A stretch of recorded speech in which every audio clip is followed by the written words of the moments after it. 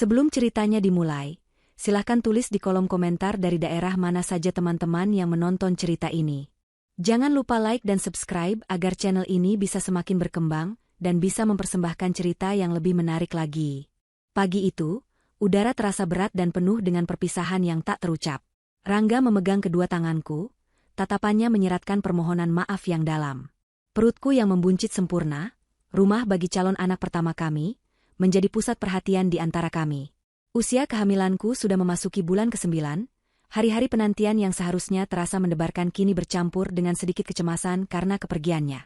Aku janji, sayang, ini tidak akan lama. Begitu semua urusan di luar pulau selesai, aku akan langsung terbang pulang. Aku usahakan sekuat tenaga untuk ada di sisimu saat persalinan nanti, ucap Rangga, suaranya serak menahan emosi. Ia mengelus perutku dengan lembut, seolah sedang berbicara langsung pada putranya di dalam sana. Jaga ibu baik-baik ya, nak. Ayah pergi sebentar untuk bekerja. Aku mengangguk, mencoba tersenyum sekuat yang aku bisa.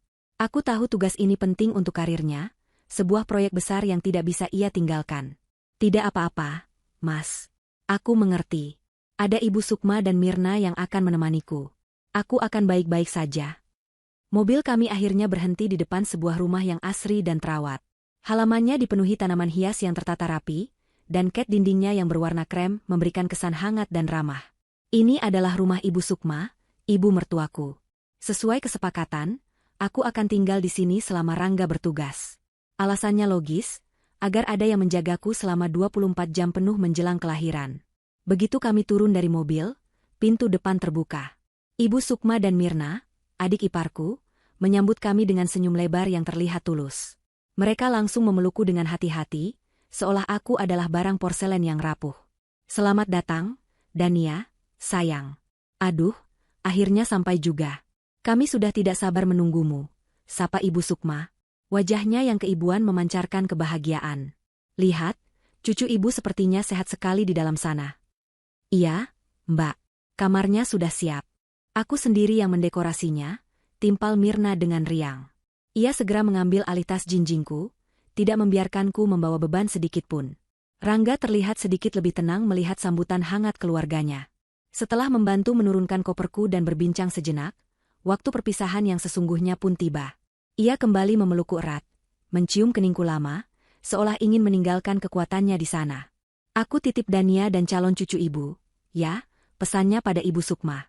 Tentu saja, Rangga. Kamu tidak perlu khawatir sedikitpun. Mereka adalah tanggung jawab ibu sekarang. Fokus saja pada pekerjaanmu, jawab Ibu Sukma dengan nada meyakinkan. Aku menatap mobil Rangga yang perlahan menjauh, meninggalkan jejak debu di jalanan komplek yang sepi. Ada rasa hampa yang menyusup, namun kehangatan yang diberikan oleh ibu mertua dan adik iparku dengan cepat mengisi kekosongan itu. Mereka menuntunku masuk ke dalam rumah. Seperti yang Mirna katakan, kamarku sudah disiapkan dengan sempurna. Sprei baru, wangi bunga sedap malam dari vas di sudut ruangan, dan semua perlengkapan bayi yang sudah tertata rapi di lemari kecil. Semuanya terasa begitu penuh perhatian. Hari pertama terasa seperti mimpi. Aku benar-benar diperlakukan seperti seorang ratu. Ibu Sukma memasak semua makanan kesukaanku, hidangan-hidangan sehat yang katanya baik untuk janin. Ia bahkan membuatkan jamu dan ramuan herbal yang resepnya turun-temurun, memastikan aku mendapatkan nutrisi terbaik. Mirna tidak kalah perhatian. Ia membantuku berjalan-jalan santai di taman belakang, memijat kakiku yang mulai bengkak, dan menemaniku mengobrol berjam-jam agar aku tidak merasa kesepian. Mbak Dania harus banyak istirahat. Jangan pikirkan apa-apa. Serahkan saja semuanya pada kami, kata Mirna sambil menyuapkan potongan buah apel ke mulutku sore itu. Aku merasa sangat terharu dan bersyukur. Di tengah kesedihanku karena jauh dari Rangga, aku mendapatkan keluarga kedua yang begitu luar biasa. Aku menceritakan semua perlakuan baik mereka pada Rangga saat ia menelepon malam harinya. Suara suamiku terdengar lega di seberang sana. Syukurlah kalau begitu. Aku jadi tenang meninggalkanmu. Ibuku memang orang yang paling baik, katanya. Malam itu, setelah makan malam, Ibu Sukma datang ke kamarku membawa secangkir teh hangat yang mengeluarkan aroma rempah yang menenangkan. Ini teh khusus, Dania. Untuk membuat tidurmu lebih nyenyak dan bayinya juga tenang di dalam. Resep dari nenek ibu, jelasnya sambil meletakkan cangkir itu di meja samping tempat tidurku.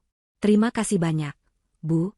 Ibu dan Mirna baik sekali, aku jadi merepotkan, ucapku tulus. Sama sekali tidak. Menjaga menantu dan cucu adalah kebahagiaan bagi ibu. Sudah, lekas diminum selagi hangat, lalu istirahatlah, katanya sambil tersenyum, lalu mengelus kepalaku sebelum meninggalkan kamar. Aku meminum teh itu perlahan. Rasanya sedikit aneh di lidah.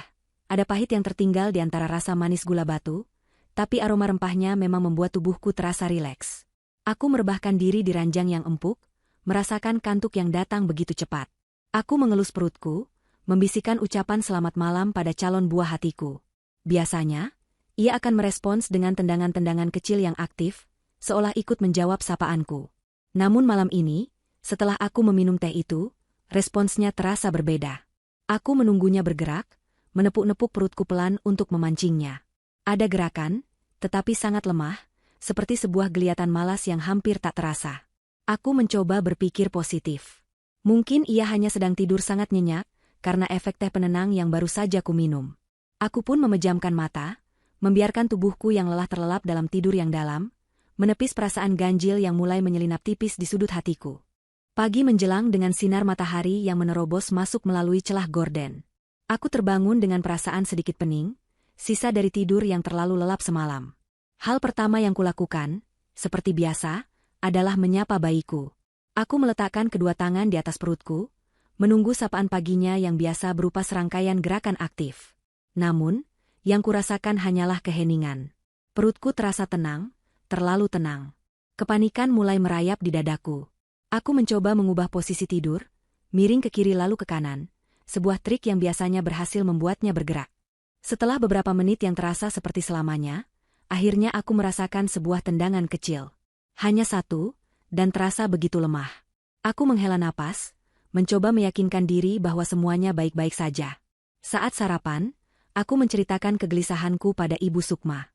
Bu, sepertinya semalam bayinya tidak seaktif biasanya. Apa mungkin karena teh herbal itu? Tanyaku dengan hati-hati, tidak ingin menyinggung perasaannya. Ibu Sukma tertawa kecil, tawa renyah yang terdengar menenangkan. Justru itu tandanya teh ibu manjur. Sayang, artinya bayinya tenang, tidak stres di dalam perut. Itu bagus sekali untuk pertumbuhannya. Kamu tidak perlu khawatir, jawabnya sambil meletakkan semangkuk bubur sumsum di hadapanku.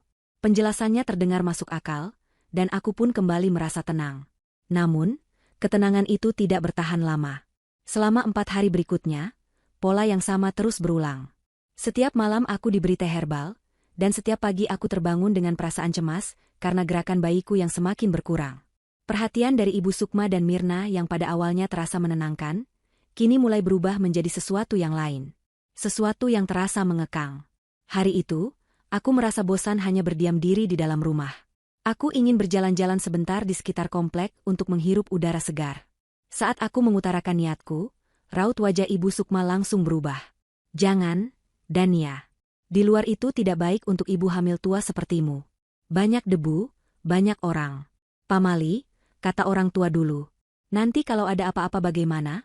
Larangnya dengan nada lembut, namun tatapan matanya menunjukkan bahwa itu adalah sebuah keputusan final yang tidak bisa diganggu-gugat. Aku mencoba berargumen bahwa dokter justru menyarankanku untuk tetap aktif berjalan kaki. Tapi Ibu Sukma dengan tegas menolaknya. Dokter tidak tahu tradisi. Ibu lebih tahu apa yang terbaik untuk cucu ibu, katanya. Aku terdiam, tak bisa membantah lagi. Sejak saat itu, aku tidak diizinkan lagi untuk melangkah keluar dari pagar rumah. Keanehan tidak berhenti di situ. Ponselku, satu-satunya penghubungku dengan dunia luar dan terutama dengan Rangga, tiba-tiba rusak. Siang itu, Mirna sedang membantuku mengambil minum. Ia tersandung kakinya sendiri dan gelas yang dibawanya tumpah. Airnya mengguyur ponselku yang tergeletak di atas meja. Semuanya terjadi begitu cepat. Mirna panik dan meminta maaf berkali-kali dengan wajah penuh penyesalan. Aku mencoba menenangkannya, mengatakan bahwa itu hanya kecelakaan. Tapi di dalam hati, aku merasa sangat terpukul. Ponsel itu mati total dan tidak bisa dinyalakan kembali. Nanti kita pinjam ponsel ibu saja kalau mau telepon Mas Rangga. Mbak, maafkan aku ya, ucap Mirna dengan mata berkaca-kaca. Aku terpaksa mengiyakan. Tapi setiap kali aku ingin menelepon Rangga menggunakan ponsel Ibu Sukma, selalu ada alasan. Entah baterainya habis, pulsanya tidak ada, atau sinyalnya sedang jelek. Aku merasa semakin terisolasi. Aku seperti berada di dalam sebuah sangkar emas yang indah. Diberi makan, dirawat, dimanjakan, Tetapi semua kebebasanku direnggut satu persatu. Kontrol mereka juga merambah ke hal-hal yang paling pribadi. Aku tidak lagi diizinkan menyiapkan makananku sendiri, bahkan sekadar membuat segelas susu. Setiap kali aku melangkah ke dapur, Ibu Sukma atau Mirna akan segera menghampiriku. "Biar kami saja. Kamu duduk manis saja, Ratu," kata mereka. Awalnya aku merasa tersanjung, kini aku merasa diawasi. Setiap pagi, setelah meminum teh herbal sisa semalam, aku mulai memperhatikan ada sesuatu yang aneh di dasar cangkir. Serbuk halus berwarna kehitaman yang tidak larut, mengendap seperti lumpur. Aku mencoba bertanya pada Mirna, tapi ia hanya menjawab itu adalah bagian dari ramuan rempahnya. Namun, setiap kali aku ingin melihatnya lebih dekat, cangkir itu akan segera diambil dan dicuci bersih. Puncaknya terjadi pada malam keempat. Aku tidak bisa tidur. Perasaanku sungguh tidak enak. Aku memutuskan untuk pergi ke dapur mengambil air putih. Rumah sudah gelap dan sunyi. Saat aku berjalan melewati ruang keluarga, aku mendengar suara bisik-bisik dari arah taman belakang. Itu suara Ibu Sukma dan Mirna. Aku berhenti, menahan napas, dan mencoba menguping dari balik tirai jendela. Cahaya bulan yang remang-remang menyinari siluet mereka yang sedang duduk di kursi taman. Percakapan mereka terdengar lirih. Namun ada beberapa kata yang berhasil kutangkap dengan jelas, dan membuat darahku seakan berhenti mengalir. "Semuanya harus siap sebelum malam Kliwon tiba," bisik Ibu Sukma. "Bagaimana kalau Mas Rangga pulang lebih cepat, Bu?" tanya Mirna, suaranya terdengar cemas. "Dia tidak akan pulang. Proyeknya akan Ibu pastikan berjalan lebih lama. Yang penting, kita harus berhasil kali ini. Kita tidak boleh gagal lagi seperti dulu. Seluruh kekayaannya tidak boleh lari ke cucu pertama itu. Semuanya harus kembali kepada kita," jawab Ibu Sukma dengan nada dingin dan penuh keyakinan. Jantungku berdebar begitu kencang hingga terasa sakit. Gagal lagi seperti dulu? Cucu pertama? Kekayaan? Apa maksud semua ini? Badanku gemetar hebat. Manisnya perlakuan mereka selama ini terasa seperti racun yang mematikan.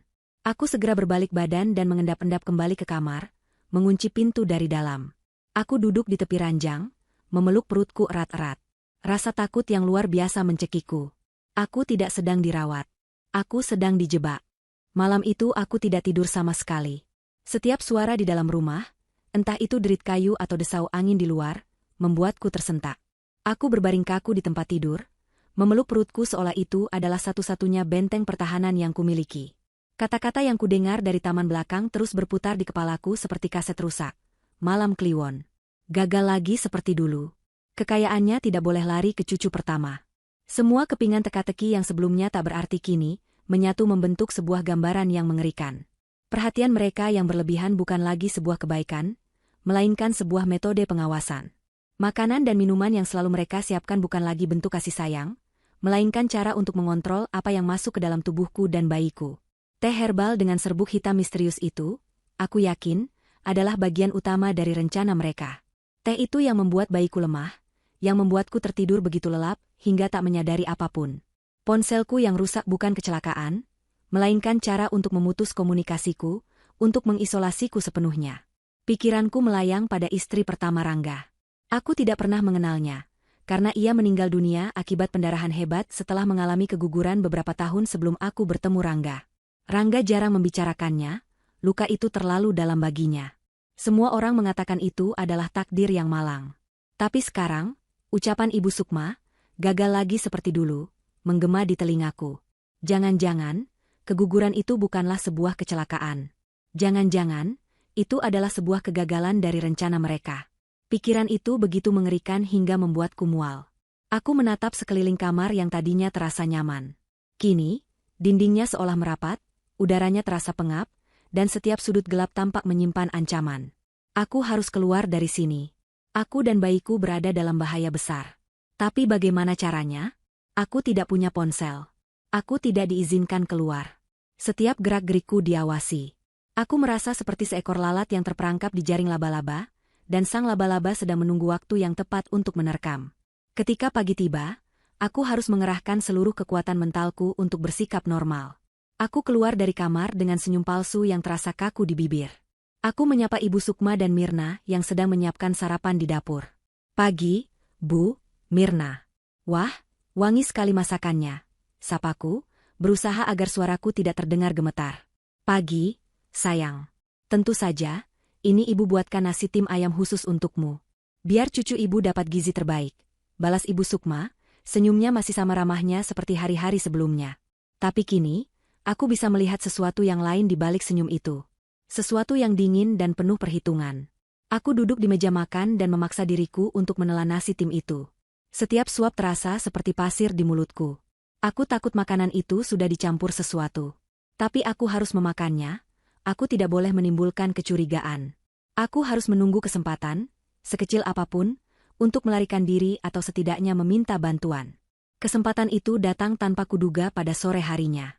Saat itu, kami sedang duduk di ruang keluarga. Tiba-tiba telepon rumah berdering. Ibu Sukma mengangkatnya, dan dari ekspresi wajahnya yang berubah serius, aku tahu itu adalah panggilan penting.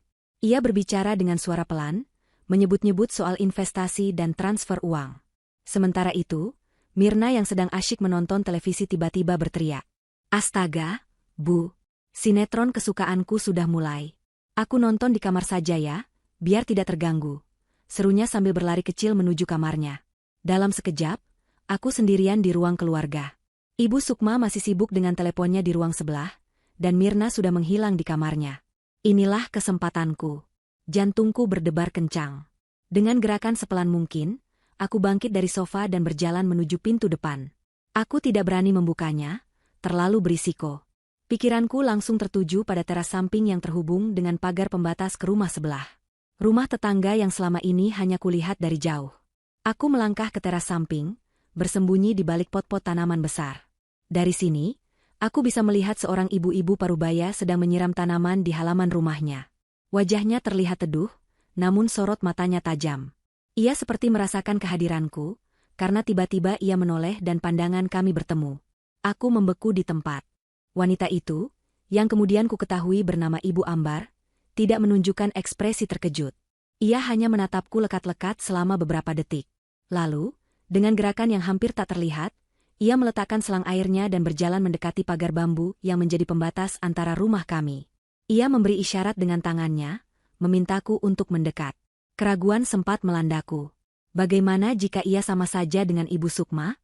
Tapi sorot matanya menyeratkan sesuatu yang lain, sebuah kekhawatiran yang tulus. Aku memberanikan diri, melangkah pelan mendekati pagar. Ada apa? Bisikku, suaraku nyaris tak terdengar. Ibu Ambar menempelkan telunjuk di bibirnya, menyuruhku diam.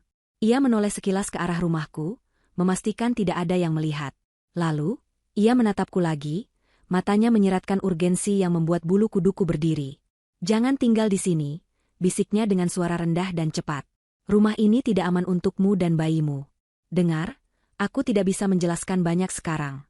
Tapi malam ini, kamu harus keluar dari rumah ini. Menginaplah di rumahku, akan kutunjukkan sesuatu dari rumahku. Aku terpaku mendengar kata-katanya. Bagaimana ia bisa tahu? Perasaan takutku kini bercampur dengan secercah harapan. Bagaimana caranya? Tanyaku gemetar. Pintu belakang rumahku tidak akan kukunci. Tunggu sampai mereka semua tidur, lalu keluarlah lewat pintu belakang rumahmu dan langsung kemari. Jangan membawa apa-apa, jangan menimbulkan suara, instruksinya begitu jelas dan tegas. Tepat saat itu, aku mendengar suara Ibu Sukma menyelesaikan panggilannya. Aku panik. Ibu Ambar sepertinya juga mendengarnya. Dengan gerakan secepat kilat, ia menyelipkan secari kertas kecil yang sudah terlipat melalui celah pagar bambu ke dalam tanganku. Ini untukmu. Percayalah padaku. Keselamatanmu taruhannya, bisiknya untuk terakhir kali, sebelum ia berbalik badan dan kembali berpura-pura menyiram tanamannya seolah tidak ada apapun yang terjadi. Aku segera menyembunyikan kertas itu di dalam saku dasterku dan bergegas kembali ke ruang keluarga, duduk di sofa tepat beberapa detik sebelum Ibu Sukma masuk. Jantungku serasa mau copot. Setelah keadaan aman, aku masuk ke kamar mandi dan membuka lipatan kertas itu dengan tangan gemetar. Isinya bukan tulisan. Isinya hanyalah sebuah gambar. Sebuah simbol aneh, seperti spiral dengan 3 titik di tengahnya. Mataku terbelalak. Simbol itu, aku pernah melihatnya.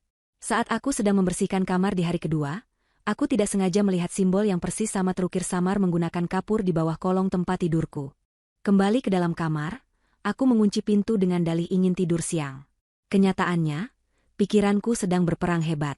Kertas berisi simbol dari Ibu Ambar ku genggam erat hingga lecek. Simbol yang sama dengan yang ada di bawah tempat tidurku. Ini bukan lagi kebetulan. Ibu Ambar tahu sesuatu. Ia tahu apa yang sedang terjadi di rumah ini. Pertanyaannya sekarang, bisakah aku mempercayainya? Sebagian diriku berteriak untuk mengambil risiko itu. Firasatku sejak awal, gerakan bayiku yang melemah, percakapan di taman belakang, dan kini peringatan dari Ibu Ambar, semuanya menunjuk pada satu kesimpulan, aku harus lari. Namun, sebagian diriku yang lain dipenuhi ketakutan. Bagaimana jika ini adalah jebakan? Bagaimana jika Ibu Ambar adalah bagian dari rencana mereka, yang dirancang untuk memancingku keluar karena suatu alasan tertentu? Aku sendirian, hamil tua, dan tidak berdaya. Satu langkah yang salah bisa berakibat fatal bagi diriku dan terutama bagi bayiku. Aku berbaring di tempat tidur, mencoba menenangkan debaran jantungku yang menggila. Aku memikirkan Rangga. Apa yang akan ia lakukan jika berada di posisiku? Ia pasti akan menyuruhku untuk berjuang, untuk melindungi anak kami dengan cara apapun. Wajahnya yang penuh cinta terbayang di benakku, memberiku kekuatan. Aku tidak bisa hanya diam dan pasrah menunggu takdir buruk menimpaku di malam kliwon nanti. Aku harus bertindak. Aku harus mempercayai Ibu Ambar. Itu adalah satu-satunya kesempatanku. Keputusan sudah dibuat. Kini aku harus merencanakan pelarianku dengan sangat hati-hati. Aku melihat jam di dinding. Masih ada beberapa jam sebelum malam tiba. Aku mulai menyusun rencana dalam kepalaku. Sesuai pesan Ibu Ambar, aku tidak boleh membawa banyak barang. Tapi aku tidak mungkin pergi dengan tangan kosong. Aku membuka lemari, mengambil sebuah tas kain kecil. Dengan gerakan sepelan mungkin agar tidak menimbulkan suara, aku memasukkan dompetku, beberapa helai pakaian bayi yang paling penting, dan buku kesehatan ibu dan anak. Benda-benda itu adalah identitasku dan bukti kehamilanku. Aku juga menyembunyikan sebotol air mineral di dalam tas. Aku tidak tahu apa yang akan terjadi selanjutnya, aku harus bersiap untuk kemungkinan terburuk. Setelah semua siap, tas itu kusembunyikan di bawah tempat tidur, di tempat yang mudah kujangkau. Waktu berjalan begitu lambat, setiap detiknya terasa menyiksa. Saat makan malam, aku kembali harus memasang topeng. Aku makan dengan pelan, memuji masakan Ibu Sukma, bahkan tertawa kecil saat Mirna menceritakan lelucon garing. Aku harus terlihat normal, tenang, dan tidak mencurigakan. Di dalam, perutku melilit bukan hanya karena makanan yang kutelan, tetapi juga karena ketegangan yang luar biasa. Malam itu, seperti biasa, Ibu Sukma masuk ke kamarku membawa secangkir teh herbal. Kali ini, aku sudah siap. Saat ia menyerahkan cangkir itu, aku berpura-pura tersedak batuk. Uhuk maaf, Bu. Tenggorokanku tiba-tiba gatal, kataku. Saat ia berbalik badan untuk mengambilkanku air putih, dengan cepat aku membuang sebagian besar isi teh itu ke dalam pot tanaman hias di sudut kamar. Aku hanya menyisakan sedikit di dasar cangkir. Ketika ia kembali, aku meminum sisa teh itu di hadapannya hingga habis. Terima kasih, Bu, ucapku. Sama-sama. Lekaslah tidur, katanya sambil mengambil cangkir kosong itu dan pergi. Aku harus tetap terjaga malam ini. Aku tidak boleh terpengaruh oleh obat tidur apapun yang mungkin ada di dalam teh itu. Aku merebahkan diri di tempat tidur, tapi mataku terbuka lebar menatap langit-langit yang gelap. Aku menunggu. Menunggu rumah ini senyap. 1 jam berlalu. Aku masih bisa mendengar suara televisi dari ruang keluarga. Lalu, aku mendengar suara Mirna mengucapkan selamat malam, disusul suara langkah kakinya menuju kamar. Setengah jam kemudian, suara televisi dimatikan. Aku mendengar langkah kaki Ibu Sukma, suara pintu kamarnya ditutup, dan terakhir, suara kunci diputar. Hening. Tapi aku belum berani bergerak. Aku menunggu 1 jam lagi, memastikan mereka benar-benar sudah terlelap. Jantungku berdentum-dentum di rongga dada, bunyinya terdengar begitu keras di telingaku sendiri. Inilah saatnya. Dengan gerakan yang terasa kaku, aku turun dari tempat tidur. Aku meraih tas kain dari bawah ranjang dan menyampirkannya di bahu. Aku tidak memakai alas kaki agar tidak menimbulkan suara. Perlahan, aku memutar kenop pintu kamarku. Bunyi, klik, pelan yang dihasilkannya terdengar seperti ledakan di tengah kesunyian. Aku menahan napas, menunggu, tapi tidak ada suara apapun dari luar. Aman. Aku melangkah keluar kamar. Ruang tengah yang gelap terasa begitu asing dan menyeramkan. Cahaya bulan yang masuk dari jendela menciptakan bayangan-bayangan aneh yang tampak seperti monster. Aku harus melewati ruang tengah ini untuk sampai ke dapur, tempat pintu belakang berada. Setiap langkah kuambil dengan sangat hati-hati, berjinjit di atas lantai keramik yang dingin. Papan lantai di dekat dapur berderit pelan saat kuinjak. Aku langsung membeku, seluruh tubuhku menegang. Aku menunggu beberapa detik yang terasa seperti 1 jam. Hening. Aku melanjutkan perjalananku. Akhirnya, aku sampai di pintu belakang. Tanganku gemetar hebat saat mencoba membuka kuncinya. Kunci slot yang karatan mengeluarkan bunyi decitan yang memilukan. Aku kembali berhenti, berdoa dalam hati agar tidak ada yang terbangun. Setelah berhasil membukanya, aku menarik pintu itu dengan sangat pelan. Udara malam yang dingin langsung menerpa wajahku, membangunkanku dari mimpi buruk di dalam rumah. Aku berhasil keluar. Kini, aku harus berlari secepat yang aku bisa menuju rumah Ibu Ambar. Halaman belakang terasa gelap dan menyeramkan. Aku berjalan cepat, tertatih-tatih karena bebanku yang berat. Rumah Ibu Ambar hanya berjarak beberapa meter. Aku bisa melihat pintu belakang rumahnya sedikit terbuka, secercah cahaya hangat dari dalam sana tampak seperti sebuah suar penyelamat. Aku hampir sampai. Tinggal beberapa langkah lagi. Perasaan lega mulai menjalari diriku. Tepat saat tanganku akan meraih gagang pintu rumah Ibu Ambar, sebuah suara dari dalam rumah mertuaku menghentikan langkahku dan membuat darahku membeku. Suara itu bukan teriakan atau panggilan. Suara itu adalah sebuah lantunan. Kidung dalam bahasa Jawa kuno yang dinyanyikan dengan nada rendah, ritmis, dan monoton. Suara itu sakral, namun di saat yang bersamaan terdengar begitu jahat dan menyeramkan. Mereka sudah memulai ritualnya. Lantunan kidung itu seolah menjadi rantai tak kasat mata yang menarikku, membekukanku di tempat. Suara itu merayap di kulitku, dingin dan jahat. Pintu di hadapanku terbuka sedikit lebih lebar.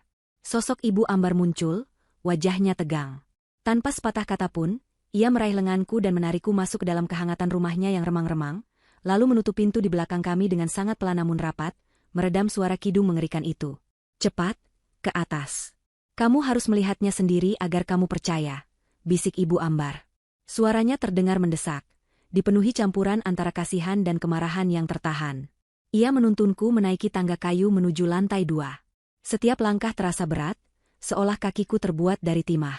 Aku tidak tahu apa yang akan ia tunjukkan, tapi suara lantunan dari rumah sebelah sudah cukup untuk memberitahuku bahwa ini bukanlah sesuatu yang baik. Jantungku yang tadinya berdebar kencang kini terasa seperti sebongkah batu berat di dalam dadaku. Kami tiba di sebuah kamar yang gelap. Satu-satunya sumber cahaya adalah sinar bulan yang menyusup melalui jendela besar yang menghadap langsung ke rumah Ibu Sukma. Posisi kamar ini sempurna. Dari sini, aku bisa melihat dengan jelas langsung ke dalam ruang tengah rumah mertuaku, tempat di mana lampu tidak dimatikan sepenuhnya. Ibu Ambar menunjuk ke arah jendela itu. Lihatlah, katanya pelan. Dengan napas tertahan, aku melangkah mendekati jendela. Aku mengintip dari balik tirai tipis. Dan apa yang kulihat selanjutnya membuat duniaku runtuh. Ruang tengah itu telah disulap menjadi altar pemujaan. Lantainya ditutupi kain hitam. Lilin-lilin berwarna merah menyala di setiap sudut. Apinya menari-nari liar, menciptakan bayangan-bayangan panjang dan mengerikan di dinding. Asap dupa yang tebal dan berbau aneh, campuran antara kemenyan dan wangi bunga yang memuakan, mengepul di udara. Di tengah ruangan, Ibu Sukma dan Mirna duduk bersila. Mereka mengenakan pakaian serba hitam. Wajah mereka yang biasanya ramah kini terlihat asing dan menakutkan, dirasuki oleh sebuah konsentrasi yang fanatik. Mereka adalah sumber dari lantunan kidung yang kudengar tadi. Suara mereka menyatu, menggumamkan mantra-mantra dalam bahasa yang tidak kumengerti. Namun, bukan mereka yang membuat tubuhku lemas, melainkan benda-benda yang ada di hadapan mereka. Di tengah-tengah mereka, diletakkan sebuah nampan besar. Di atas nampan itu, ada foto pernikahanku dengan Rangga. Di sampingnya, beberapa helai pakaian bayi yang kusiapkan, dan yang paling mengerikan dari semuanya, ada sebuah boneka jerami. Boneka itu dibentuk menyerupai seorang wanita hamil, dengan perut yang dibuncitkan besar. Di bagian kepala boneka itu, diikat segumpal rambut. Aku mengenalinya dengan segera. Itu adalah rambutku, yang rontok dan selalu kukumpulkan dari sisir setiap pagi, yang dengan polosnya kuberikan pada Mirna saat ia bilang ingin membuangnya untukku. Seluruh aliran darah di tubuhku seakan berhenti. Napasku tercekat di tenggorokan. Mereka tidak sedang berdoa untukku. Mereka sedang melakukan ritual untukku, atau lebih tepatnya, untuk mencelakaiku. Aku melihat Ibu Sukma mengangkat kedua tangannya, dan Mirna menyerahkan sebuah benda berkilauan kepadanya. Sebuah keris kecil dengan gagang berukir. Kidung mereka mencapai puncaknya. Suara mereka menjadi lebih keras, lebih tajam, penuh dengan niat jahat yang terasa hingga ke tulang sumsumku. Lalu, dengan mata terpejam dan senyum mengerikan tersungging di bibirnya, Ibu Sukma mengangkat keris kecil itu tinggi-tinggi. Ia mengarahkannya tepat ke perut buncit boneka jerami yang merepresentasikan diriku dan bayiku. Tidak. Bisikku tanpa suara. Dan ia pun menusukkannya. Lagi, dan lagi, dan lagi. Ia menusuk perut boneka itu dengan gerakan buas dan penuh kebencian. Setiap tusukan yang ia daratkan ke boneka jerami itu, terasa seperti tusukan nyata yang menghantam perutku. Rasa sakit yang tajam dan imajiner menjalari seluruh tubuhku. Kekuatanku hilang dalam sekejap. Kakiku tak lagi mampu menopang berat badanku. Pandanganku mulai kabur, dan suara kidung itu terdengar menjauh. Dunia di sekelilingku berputar hebat. Hal terakhir yang kurasakan adalah lantai yang dingin dan sepasang lengan kokoh yang menahan tubuhku sebelum aku benar-benar jatuh ke dalam kegelapan. Saat kesadaranku nyaris hilang sepenuhnya, aku mendengar suara Ibu Ambar yang terdengar begitu jelas di telingaku, mengucapkan sebuah kalimat yang menjadi paku terakhir di peti mati kepercayaanku pada keluarga suamiku. Ini bukan pertama kalinya. Istri pertama Rangga, dia juga keguguran di rumah ini. Aku tidak tahu berapa lama aku pingsan. Saat aku membuka mata, aku sudah berbaring di sofa empuk di ruang tamu Ibu Ambar. Selimut tebal menyelimuti tubuhku. Kepalaku terasa berat, dan pemandangan mengerikan dari jendela tadi kembali berkelebat di benakku seperti potongan film horor. Aku tersentak bangun, tanganku secara refleks langsung memegangi perutku. Tenang, tenang, nak. Kamu sudah aman di sini.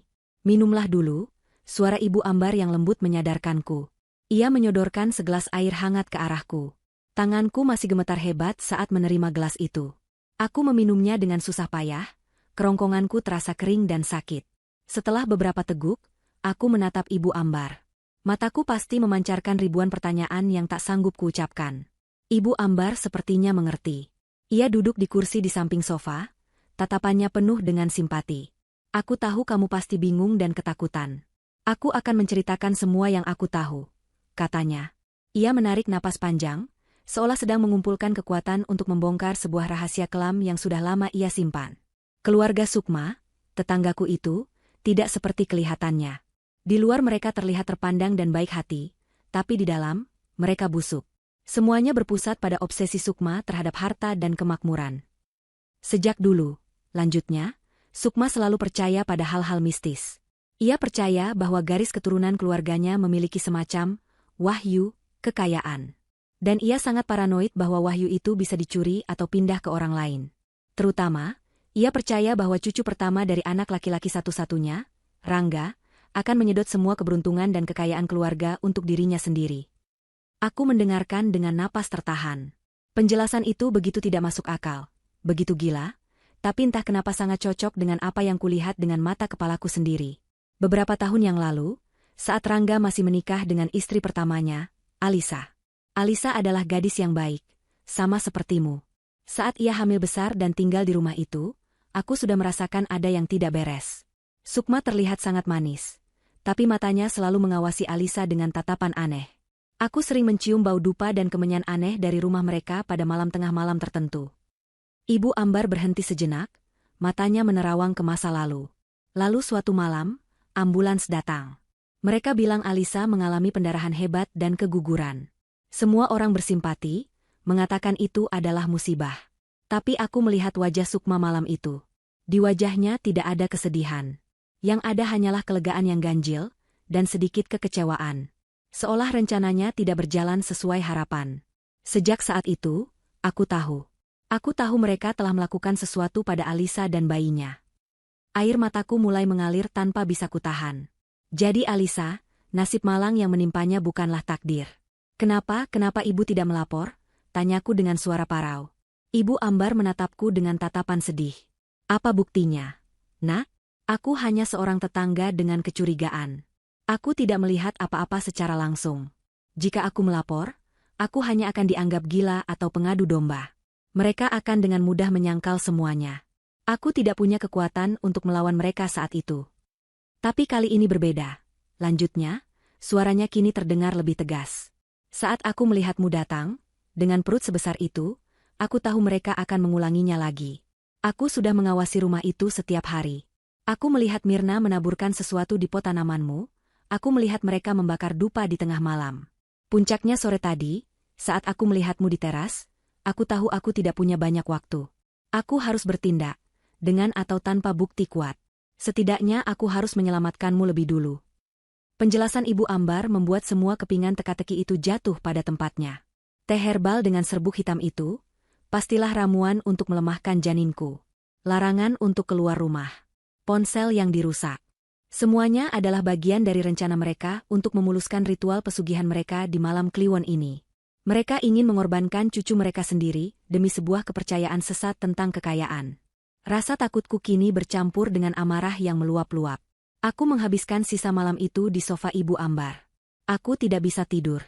Setiap kali aku mencoba memejamkan mata, bayangan Ibu Sukma yang menusuk boneka jerami itu kembali muncul. Aku terus-menerus mengelus perutku, berdoa tanpa henti agar bayiku baik-baik saja, agar ia kuat. Ibu Ambar dengan sabar menemaniku sepanjang malam, membuatkanku susu hangat dan memastikan aku merasa aman. Menjelang pagi, saat rasa lelah dan teror hampir menguasaiku sepenuhnya, sebuah suara dering ponsel memecah keheningan. Itu adalah ponsel Ibu Ambar yang diletakkan di atas meja. Ibu Ambar melihat ke layar, lalu menatapku dengan ekspresi aneh. "Ini dari ibumu," katanya. Maksudnya, Ibu Sukma. Ia pasti menelepon ke nomor darurat Rangga yang mungkin disimpan oleh Ibu Sukma, yang kebetulan adalah nomor Ibu Ambar. Aku mengangguk, menyuruhnya menjawab. Ibu Ambar menekan tombol jawab dan mengaktifkan mode pengeras suara. Dan kemudian, suara yang semalam melantunkan kidung kematian, kini terdengar begitu lembut dan penuh kekhawatiran palsu dari seberang sana. "Halo, Rangga? Oh, ini bukan Rangga ya? Maaf, saya Sukma, ibunya. Saya sedang mencoba menghubungi menantu saya, Dania. Apa dia ada di sana? Dari semalam dia tidak ada di kamarnya. Kami sekeluarga khawatir sekali, takut dia kenapa-kenapa. Sayang, Dania, kamu di mana? Nak, ibu khawatir sekali." Kepura-puraan dalam suara itu begitu menjijikan hingga membuat perutku mual. Wanita iblis itu kini sedang memainkan perannya sebagai ibu mertua yang cemas. Aku hanya bisa menatap nanar ke arah ponsel. Mulutku terkunci rapat oleh amarah dan kengerian. Suara Ibu Sukma yang penuh kepalsuan itu menggema di ruangan yang sunyi, bahkan setelah Ibu Ambar mematikan teleponnya. Untuk sesaat, aku hanya bisa duduk membeku, cengkeramanku pada selimut mengencang. Rasa takut yang sejak semalam melumpuhkanku perlahan surut, digantikan oleh sesuatu yang lain. Sesuatu yang panas, membara, dan memberikan kekuatan. Amarah. Amarah pada wanita yang tega merencanakan kejahatan pada cucunya sendiri. Amarah pada kelicikan mereka yang bersembunyi di balik topeng kebaikan. Amarah karena mereka telah merenggut ketenangan hari-hari terakhir kehamilanku dan mengubahnya menjadi neraka. Amarah karena mereka mungkin telah melakukan hal yang sama pada Alisa, wanita malang yang tidak pernah punya kesempatan untuk membela diri. Aku tidak akan menjadi seperti Alisa. Aku tidak akan membiarkan mereka menang. Aku akan berjuang. Demi diriku, demi Rangga, dan yang terpenting, demi bayi yang sedang kutunggu kelahirannya. Aku menatap Ibu Ambar, dan ia seolah bisa melihat perubahan di dalam diriku. Tatapan mata kami bertemu, dan tanpa perlu berkata-kata, kami mencapai pemahaman yang sama. Tidak ada jalan untuk lari dan bersembunyi. Ini harus dihentikan, di sini, dan sekarang juga. Aku harus menelepon polisi, kataku. Suaraku yang keluar tidak lagi gemetar, melainkan dingin dan mantap. Tekadku sudah bulat. Ibu Ambar mengangguk setuju. Itu keputusan yang tepat, Nak. Tapi kita harus melakukannya dengan benar. Kita harus memikirkan apa yang akan kamu katakan. Mereka akan sulit percaya jika kamu hanya bercerita tentang ritual. Kami duduk bersama, merencanakan kata-kata yang akan kuucapkan. Ibu Ambar, dengan pengalamannya yang lebih luas, memberiku nasihat yang sangat berharga. Ia menyuruhku untuk fokus pada fakta-fakta kriminal yang bisa dicerna oleh logika polisi. Penyebutan ritual dan pesugihan bisa menjadi bumerang, membuatku terdengar tidak stabil secara emosional. Katakan pada mereka bahwa kamu sedang hamil tua dan dititipkan di rumah mertuamu. Ibu Ambar memulai. Katakan bahwa selama di sana kamu merasa disekap, tidak diizinkan keluar. Katakan bahwa mereka memberimu minuman aneh setiap malam yang membuatmu dan janinmu lemah. Katakan bahwa kamu berhasil melarikan diri ke rumah tetangga, karena merasa nyawamu terancam. Aku akan menjadi saksimu. Aku menyerap setiap kata-katanya. Ia benar. Aku harus menyajikan fakta yang tak terbantahkan. Ritual mengerikan yang kulihat akan menjadi bukti dari niat jahat mereka, sebuah motif gila di balik percobaan kejahatan yang mereka lakukan. Dengan tangan yang kini terasa lebih stabil, aku mengambil ponsel Ibu Ambar. Aku menekan nomor darurat kepolisian. Jantungku kembali berdebar, bukan karena takut, melainkan karena adrenalin. Setelah beberapa kali nada sambung, sebuah suara operator yang tenang menjawab panggilan. "Selamat pagi, kepolisian resor, ada yang bisa kami bantu? Selamat pagi, Pak. Aku memulai, berusaha menjaga suaraku tetap tenang dan jelas. Nama saya Dania. Saya ingin melaporkan adanya tindak kejahatan. Saya sedang dalam bahaya. Operator di seberang sana langsung merespons dengan profesional. Ia menanyakan namaku, lokasiku, dan sifat ancaman yang kuhadapi. Aku menceritakan semuanya, poin per poin, persis seperti yang telah kurancangkan dengan Ibu Ambar. Aku menjelaskan statusku sebagai wanita hamil 9 bulan yang sedang dititipkan di rumah mertua, karena suamiku dinas di luar kota. Saya merasa disekap. Pak, saya tidak diizinkan keluar rumah. Selama 4 hari saya dipaksa meminum ramuan yang saya curigai mengandung obat yang berbahaya. Karena sejak meminumnya, gerakan janin saya sangat melemah. Jelasku. Tadi malam, saya berhasil melarikan diri ke rumah tetangga saya, Ibu Ambar. Dari rumahnya, saya melihat dengan mata kepala sendiri, ibu mertua saya, Ibu Sukma, dan adik ipar saya, Mirna, sedang melakukan sesuatu yang sangat mengancam keselamatan saya dan bayi saya. Sesuatu seperti apa, Bu? Tanya operator itu, nadanya mulai terdengar lebih serius. Mereka melakukan sebuah ritual menggunakan foto, pakaian, dan boneka yang dibuat menyerupai saya. Mereka berniat mencelakai saya dan janin saya. Saya mohon, Pak, tolong kirim patroli ke sini. Bukti-buktinya pasti masih ada di dalam rumah. Aku memohon, membiarkan sedikit urgensi masuk ke dalam suaraku. Tetangga saya, Ibu Ambar, bersedia menjadi saksi atas semua keanehan yang terjadi di rumah itu. Aku memberikan alamat lengkap rumah Ibu Sukma, dan juga alamat rumah Ibu Ambar tempatku berlindung. Operator itu mengatakan akan segera mengirimkan unit patroli terdekat untuk memeriksa laporan tersebut. Setelah panggilan berakhir, aku merasa sedikit lega, namun ketegangan yang sesungguhnya baru saja dimulai. Sekarang yang bisa kami lakukan hanyalah menunggu. Aku dan Ibu Ambar duduk di dekat jendela, mengintip ke arah jalanan dengan cemas. Bagaimana jika polisi datang terlambat? Bagaimana jika Ibu Sukma dan Mirna sudah membersihkan semuanya?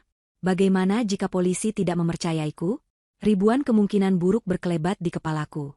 Tanganku tak henti-hentinya mengelus perut, seolah sedang meyakinkan putraku bahwa semuanya akan baik-baik saja, bahwa pertolongan sedang dalam perjalanan.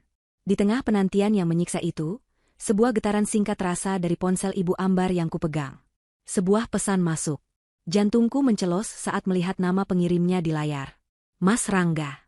Dengan tangan gemetar, aku membuka pesan itu. Isinya singkat, ceria, dan penuh dengan cinta yang polos. Sebuah pesan dari dunia normal yang terasa begitu jauh dari neraka yang sedang kuhadapi. Landing sebentar lagi, sayang.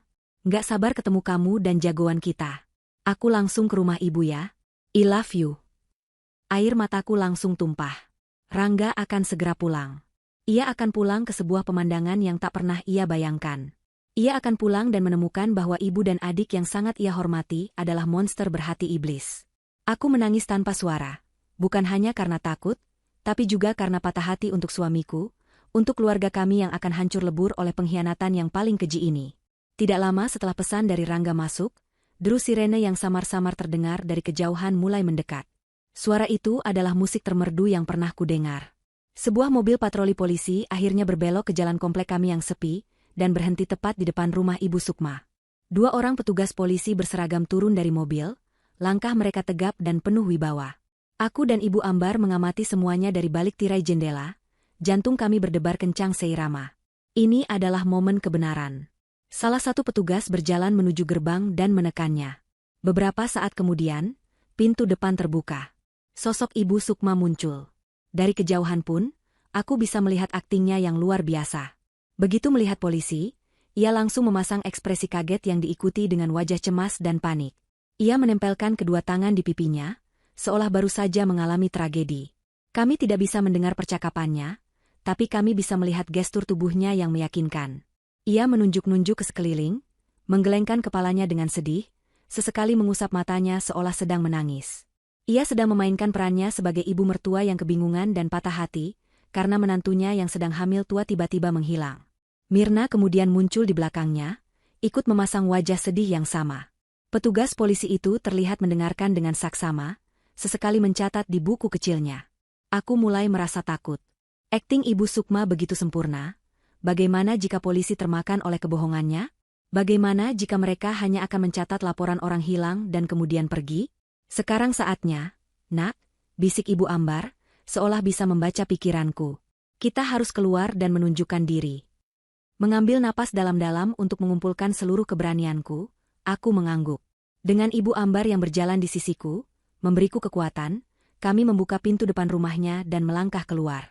Kami berjalan perlahan menyeberangi halaman rumput yang memisahkan kedua rumah kami, menuju gerbang tempat para polisi dan kedua iblis itu berdiri. Semua mata langsung tertuju pada kami. Percakapan mereka terhenti seketika. Aku bisa melihat ekspresi Ibu Sukma dan Mirna berubah dalam sepersekian detik. Wajah cemas dan sedih yang mereka pasang langsung lenyap, digantikan oleh keterkejutan yang tak bisa ditutupi. Mata Ibu Sukma membelalak. Dan di dalam sorot matanya yang kini menatapku tajam, aku bisa melihat kilatan kebencian dan kepanikan yang nyata. Topengnya telah terlepas. Itu dia menantu saya, Pak, seru Ibu Sukma, dengan cepat mencoba menguasai keadaan. Dan ya Tuhan, sayang, kamu dari mana saja? Kami semua khawatir setengah mati mencarimu. Ia mencoba berlari ke arahku seolah ingin memeluk, namun salah satu petugas menahannya dengan isyarat tangan. Ibu Dania? Tanya petugas yang lebih senior, menatapku dengan tatapan menyelidik. Apakah ibu yang tadi menelepon kami? Benar, Pak. Saya Dania. Jawabku, suaraku terdengar lebih kuat dari yang kuduga. Aku berdiri tegak, menatap langsung ke mata Ibu Sukma tanpa rasa takut. Dan saya tidak hilang. Saya melarikan diri dari rumah ini untuk menyelamatkan nyawa saya dan anak saya. Wajah Ibu Sukma berubah pucat pasi. Apa maksudmu, Dania? Kenapa kamu bicara seperti itu? Kami merawatmu dengan sangat baik. Serunya, nadanya kini terdengar histeris. Bolehkah kami masuk untuk memeriksa keadaan di dalam rumah, Bu Sukma? Tanya petugas itu dengan nada sopan namun tegas, kini sepenuhnya mengabaikan sandiwara ibu mertuaku. Ibu Sukma tidak punya pilihan lain selain mempersilakan mereka masuk. Aku dan Ibu Ambar mengikuti dari belakang. Begitu melangkah masuk ke dalam rumah, aku bisa mencium sisa-sisa bau dupa yang coba mereka hilangkan dengan pengharum ruangan. Ruang tengah terlihat sudah dirapikan, namun aura dingin dan mencekam dari ritual semalam masih terasa pekat di udara. Ibu Dania, bisa tunjukkan pada kami di mana bukti-bukti yang Anda sebutkan di telepon tadi? Tanya petugas itu. Dengan jantung yang berdebar, aku menunjuk ke arah ruang tengah. Semalam, di ruangan ini, mereka melakukan ritual, Pak. Menggunakan foto saya, pakaian bayi, dan boneka. Itu tidak benar. Dia mengigau, Pak. Mungkin stres karena hamil, sanggah Mirna dengan cepat. Petugas polisi itu tidak menggubrisnya. Ia dan rekannya mulai memeriksa ruangan dengan teliti. Awalnya mereka tidak menemukan apa-apa. Aku mulai panik. Jangan-jangan mereka sudah membuang semuanya. Tapi kemudian, salah satu petugas melihat kejanggalan pada karpet tebal yang menutupi sebagian besar lantai. Ia berjongkok dan mengangkat ujung karpet itu. Dan di sanalah buktinya. Goresan-goresan kapur di atas lantai kayu, membentuk sebuah simbol spiral aneh yang belum sempat mereka hapus bersih.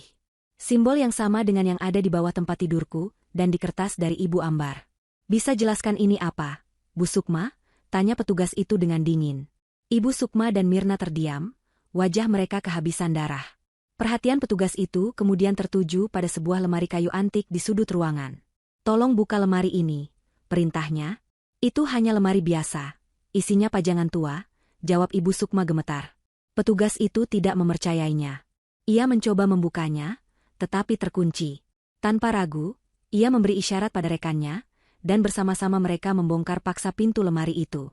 Pintu kayu itu terbuka dengan suara berderak yang keras. Isinya bukan pajangan. Isinya adalah semua perlengkapan ritual mereka. Boneka jerami dengan bekas tusukan di perutnya, keris kecil, sisa-sisa dupa, dan foto pernikahanku. Namun bukan itu yang menjadi penemuan terpenting. Di bagian paling bawah lemari, tersembunyi di balik kain hitam, ada sebuah kotak kayu kecil yang juga terkunci. Petugas itu mengambilnya dan membukanya dengan paksa menggunakan obeng dari mobilnya. Saat kotak itu terbuka, napasku tercekat.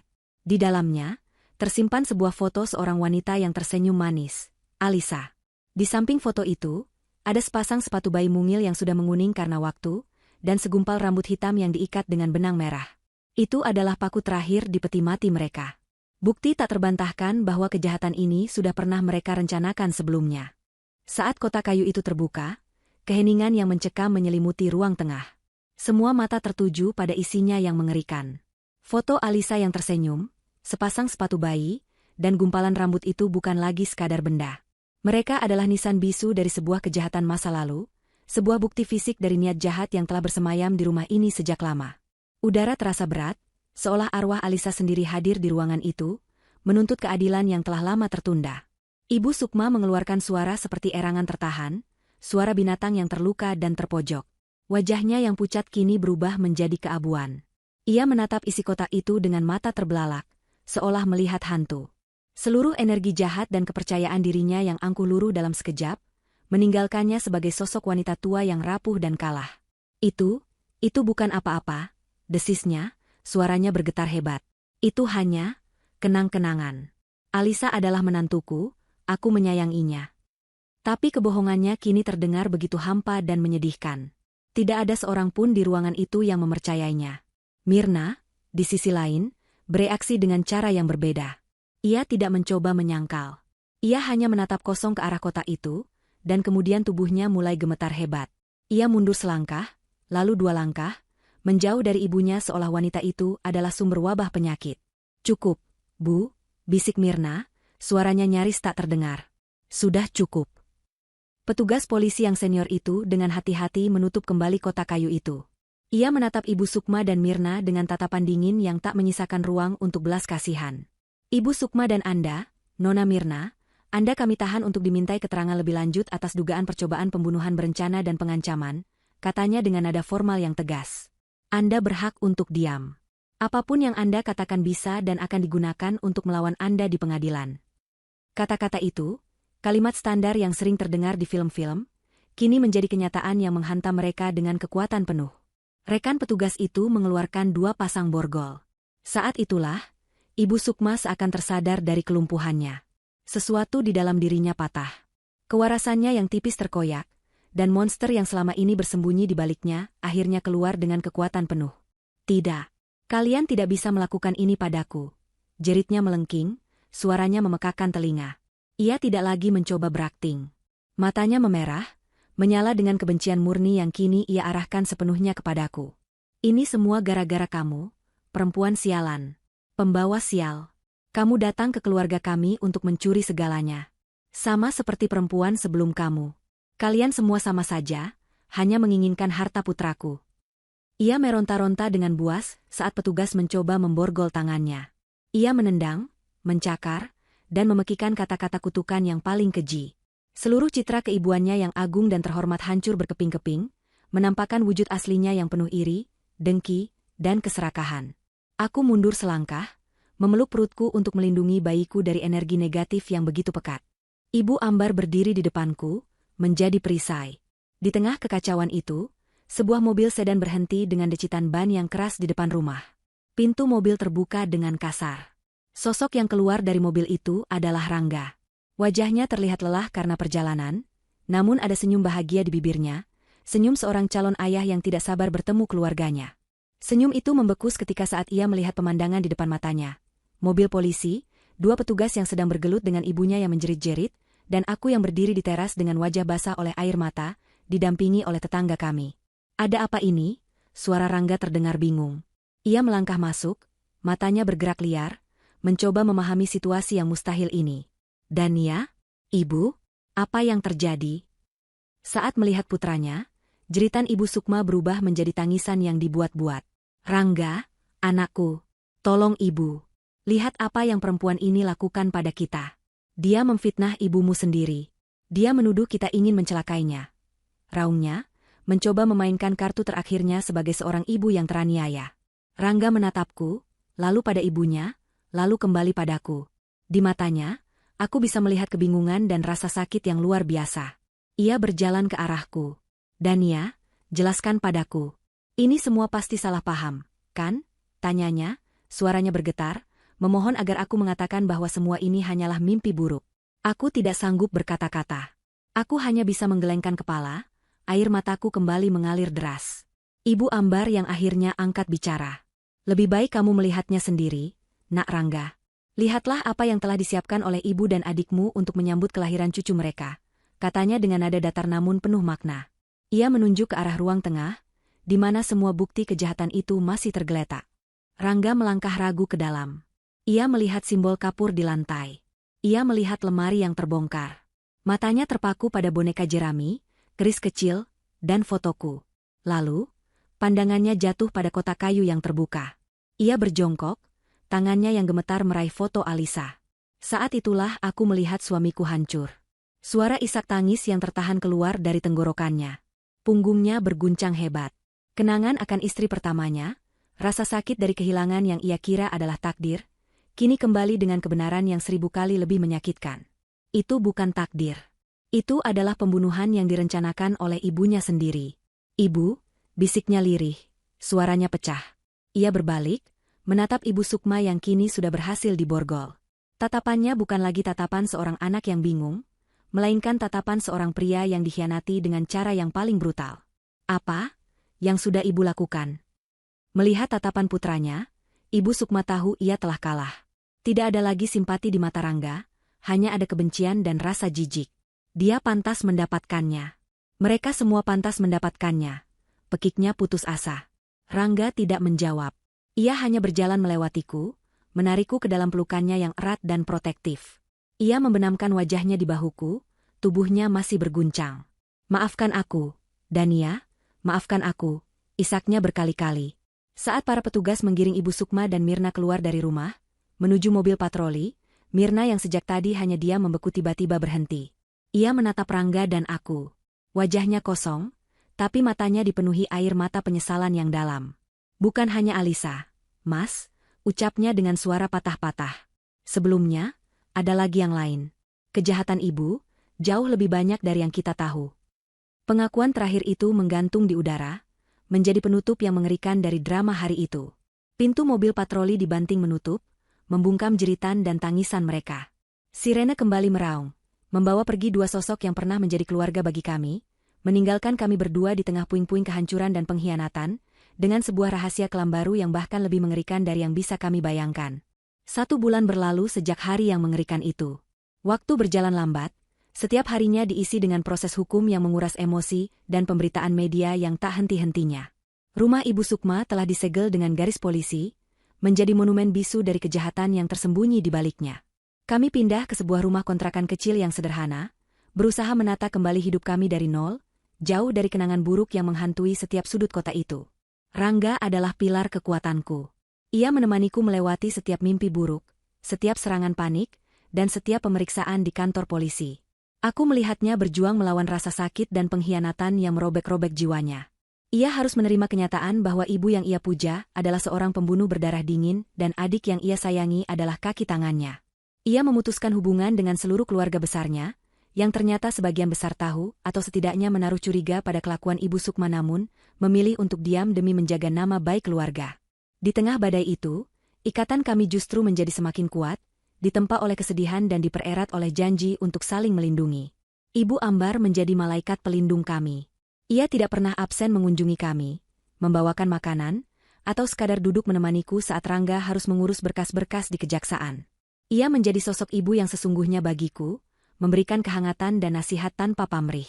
Hingga akhirnya, hari yang kunantikan pun tiba. Di sebuah malam yang diwarnai hujan deras, kontraksiku dimulai.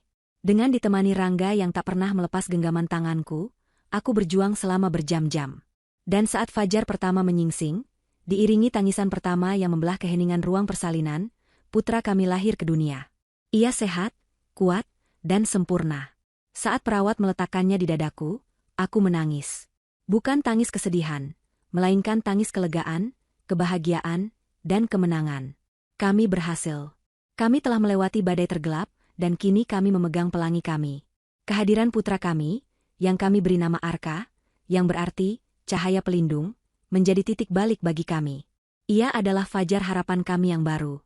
Sementara kami belajar menjadi orang tua baru, proses persidangan Ibu Sukma dan Mirna terus berjalan dan menjadi sorotan nasional. Pengakuan Mirna membuka kotak Pandora yang berisi kejahatan-kejahatan lain yang jauh lebih kelam. Terungkap bahwa sebelum Alisa, ada korban lain. Seorang rekan bisnis ayah Rangga yang meninggal dalam kecelakaan setelah menolak bekerja sama.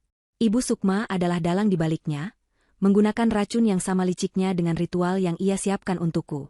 Kesaksian dari beberapa mantan asisten rumah tangga, yang selama ini takut untuk bicara, semakin memberatkan posisi mereka. Mereka menceritakan bagaimana Ibu Sukma selalu terobsesi dengan kekayaan, dan tidak segan menyingkirkan siapapun yang ia anggap sebagai ancaman. Puncaknya adalah saat Mirna memberikan kesaksian penuh di pengadilan. Dengan berlinang air mata, ia menceritakan bagaimana ia dicuci otak dan dimanipulasi oleh ibunya sejak kecil. Diajarkan untuk percaya bahwa kekayaan adalah segalanya dan bahwa dunia di luar sana ingin merampasnya dari mereka. Ia mengakui perannya dalam merusak ponselku, memberikan teh herbal, dan membantu menyiapkan ritual. Pengakuannya yang jujur dan penuh penyesalan mungkin sedikit meringankan hukumannya, tetapi tidak dengan ibunya. Ibu Sukma tidak pernah menunjukkan penyesalan. Hingga akhir, ia terus menyalahkanku, menyalahkan Alisa, menyalahkan dunia atas nasibnya. Ia berteriak dan mengutuk di ruang sidang, menunjukkan pada semua orang betapa busuk hatinya. Akhirnya, hari putusan pun tiba. Palu hakim diketuk dengan keras, mengakhiri semuanya. Mirna divonis 20 tahun penjara atas keterlibatannya. Sedangkan Ibu Sukma, atas rangkaian kejahatan pembunuhan berencana dan percobaan pembunuhan, divonis hukuman penjara seumur hidup. Karma telah datang menagih utangnya. Keserakahannya yang tak terbatas telah membawanya ke dalam kurungan abadi, kehilangan semua yang pernah ia miliki, kebebasan, kehormatan, dan yang terpenting, putra satu-satunya. Keadilan terasa begitu manis dan memuaskan. Beberapa tahun kemudian, kami sudah pindah ke kota lain, memulai lembaran hidup yang benar-benar baru di sebuah rumah kecil dengan taman yang indah. Rangga menemukan pekerjaan baru yang ia sukai, dan aku menikmati peranku sebagai seorang ibu. Arka tumbuh menjadi anak laki-laki yang ceria, pintar, dan penuh tawa. Ia adalah matahari di alam semesta kami. Ibu Ambar, yang kami panggil Nenek Ambar, sering datang berkunjung, menjadi bagian tak terpisahkan dari keluarga kecil kami. Sore itu, aku dan Rangga sedang duduk di teras belakang, memperhatikan Arka yang sedang asyik mengejar kupu-kupu di halaman rumput. Sinar matahari keemasan menerpa wajahnya yang mungil, menciptakan pemandangan yang begitu damai dan sempurna. Rangga merangkul bahuku. Lihat dia. Dia begitu bahagia, bisiknya. Karena dia hanya dikelilingi oleh cinta. Jawabku sambil menyandarkan kepalaku di bahunya. Kita berhasil, Mas. Kita melindunginya. Ia mencium puncak kepalaku. Bukan. Kamu yang berhasil. Kamu adalah wanita terkuat yang pernah aku kenal, Dania. Kamu adalah pahlawannya. Aku menatap putra kami, lalu menatap suamiku. Luka dari masa lalu mungkin tidak akan pernah hilang sepenuhnya. Ia akan selalu menjadi bagian dari cerita kami. Tapi luka itu tidak lagi terasa sakit. Ia telah berubah menjadi pengingat akan kekuatan cinta, keberanian, dan harapan. Kami telah berjalan melewati lembah kematian dan menemukan surga kami sendiri di sini, di tempat sederhana ini, di dalam kehangatan keluarga kecil kami. Aku tersenyum, senyum yang tulus dari lubuk hatiku. Fajar kami telah tiba, dan hari-hari di depan kami terbentang cerah dan penuh dengan cahaya. 10 tahun kemudian. Pagi di hari Minggu terasa hangat dan penuh dengan aroma manis dari kue coklat yang baru saja matang. Di taman belakang sebuah rumah yang asri, tawa riang seorang anak laki-laki memecah keheningan. Arka, dengan mata berbinar dan energi yang tak ada habisnya, sedang berlari-larian mengejar bola yang dilemparkan oleh ayahnya. Di usianya yang ke-10, ia tumbuh menjadi anak yang cerdas, percaya diri, dan penuh empati, sama sekali tidak menyadari betapa kelam badai yang pernah mengancam kehadirannya di dunia ini. Dania memperhatikan pemandangan itu dari teras, secangkir teh hangat di tangannya. Ia melihat Rangga, suaminya, yang kini memiliki beberapa uban di pelipisnya, tertawa lepas saat Arka berhasil merebut bola darinya. Tak jauh dari mereka, di bawah naungan pohon mangga yang rindang, duduklah Ibu Ambar. Wajahnya kini dihiasi lebih banyak kerutan, namun sorot matanya masih sama tajam dan penuh kasih. Ia adalah Nenek Ambar, bagi Arka, sosok yang selalu hadir di setiap perayaan ulang tahun dan kelulusan sekolah. Ia adalah keluarga. Sebuah senyum tulus terukir di bibir Dania. Pemandangan ini, kebahagiaan yang sederhana dan nyata ini, adalah kemenangannya. Terkadang, saat malam sunyi, bayangan masa lalu masih sesekali datang menyapa dalam mimpi. Namun, bayangan itu tidak lagi memiliki kekuatan untuk menyakitinya. Ia telah menjadi sebuah bekas luka, sebuah pengingat akan kekuatan yang tidak pernah ia tahu ia miliki. Rangga menghampirinya, meninggalkan Arka yang kini asyik berbincang dengan Nenek Ambar. Ia duduk di samping Dania dan merangkul bahunya. Sedang memikirkan apa? Tanya Rangga lembut. Dania menyandarkan kepalanya di bahu suaminya. Hanya bersyukur. Kita berhasil sampai di sini. Rangga mengangguk, matanya menatap lurus ke arah putra mereka. Kita berhasil. Ada jeda sejenak sebelum ia melanjutkan. Aku pernah menerima surat beberapa tahun yang lalu. Surat dari lembaga pemasyarakatan. Ibu meninggal dunia di dalam penjara. Sendirian. Dania tidak terkejut. Ia hanya menghela napas panjang, melepaskan sisa-sisa beban terakhir dari masa lalu. Tidak ada kebencian di hatinya, hanya kehampaan dan rasa kasihan pada seorang wanita yang membiarkan keserakahannya menelan jiwanya sendiri. Bagaimana dengan Mirna? Tanyanya pelan. Dia juga pernah mengirim surat, sekitar setahun yang lalu. Surat permintaan maaf yang sangat panjang. Ia bilang, ia menghabiskan waktunya di dalam sana untuk menebus dosanya dan berharap suatu hari nanti aku bisa memaafkannya. Jawab Rangga. Aku membalas suratnya sekali. Aku katakan padanya, bahwa aku telah memaafkannya demi kedamaian hatiku sendiri. Tapi, pintu untuk kembali ke keluarga kita sudah tertutup selamanya. Aku harap ia bisa menemukan jalannya sendiri setelah bebas nanti. Keputusan Rangga adalah keputusan mereka berdua. Memaafkan bukan berarti melupakan, dan melindungi kedamaian keluarga kecil mereka adalah prioritas utama. Mereka telah belajar dengan cara yang paling menyakitkan, bahwa beberapa pintu memang harus ditutup dan dikunci untuk selamanya. Selamat ulang tahun, jagoan ayah, seru Rangga, mengalihkan pembicaraan saat Arka berlari menghampiri mereka. Arka melompat ke pangkuan Dania, memeluknya erat. Ibu, kuenya sudah boleh dipotong? Tanyanya dengan tidak sabar. Dania tertawa dan mencium puncak kepala putranya. Tentu, sayang. Ayo kita panggil Nenek Ambar. Mereka berempat berkumpul mengelilingi meja kecil di teras. Di atasnya ada kue coklat dengan 10 lilin warna-warni yang menyala terang. Saat Arka memejamkan mata untuk mengucapkan permohonan sebelum meniup lilin, Dania menatap wajah-wajah orang yang paling ia cintai. Rangga, suaminya yang setia. Arka, cahaya hidupnya. Ibu Ambar, malaikat pelindungnya. Api lilin itu menari-nari, memantulkan cahaya harapan di mata mereka. Saat Arka meniupnya hingga padam dan asap tipis mengepul ke udara, Dania tahu dengan pasti bahwa semua kegelapan telah sirna, terhapus oleh waktu dan cinta yang tak terbatas. Lingkaran setan yang penuh kebencian dan keserakahan telah putus. Di tempatnya, kini telah tumbuh sebuah lingkaran cinta yang kokoh, yang akan selalu mereka jaga dengan segenap jiwa mereka, selamanya.